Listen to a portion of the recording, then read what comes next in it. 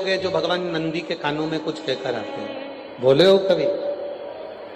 सीधे बोल देते हो क्या जाकर? नंदी के कानों में कहने का भी एक तरीका है।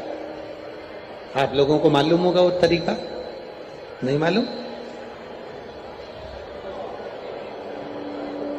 ये बेलपत्री की जो डंडी रहती है ना, बीच का जो भाग है, ध्यान दिए ना जरा सा, ये बीच की जो डंडी है, फिर से देखिए, बेलपत्री के 2 पत्ते और उसके पास में जो बीच की जो डंडी का भाग है, दिख रहा है आप लोगों को?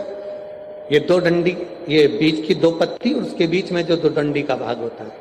जब हम देवाधिदेव महादेव से कोई बात कहने वाले होते हैं ना कि बाबा बहुत दुखी हूं, बाबा बहुत तकलीफ चल रही है, बाबा मैंने एक कंपटीशन एग्जाम में परीक्षा दी है, बाबा मेरे जीवन में ये तकलीफ हो रही है, बाबा, तब इस बेलपत्री की जो ये डंडी होती है, इस उंगली से, इस अंगुष्ठ से इस डंडी को पकड़ा जाता है और बाबा के कर्ण में कहने से पहले ये हाथ को नंदी के ऊपर रखकर फिर हम बाबा के नंदी के कानों में कहते हैं और चलते समय इस बेलपत्र को अशोक सुंदरी की जगह पर चढ़ाकर वापिस सजाते हैं। देवाधिदेव महादेव को पार्वती की बात मानना ही पड़ती है और वो कहना ही पड़ता है।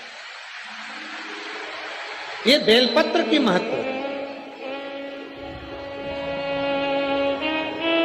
ये जितना फल एक बेलपत्र की पत्ती में, उतना की उतना फल।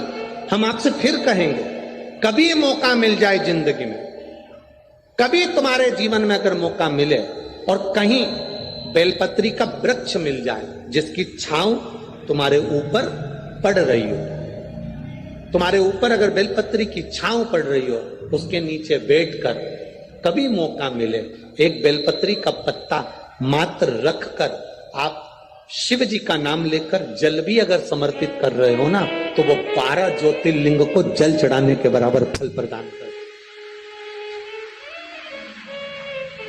एक बेलपत्री का पत्ता, एक बेलपत्री का वृक्ष, एक बेलपत्री के वृक्ष की छांव हमारे जीवन को कृतार्थ कर देती है, धन्य कर देती है, कृतार्थ।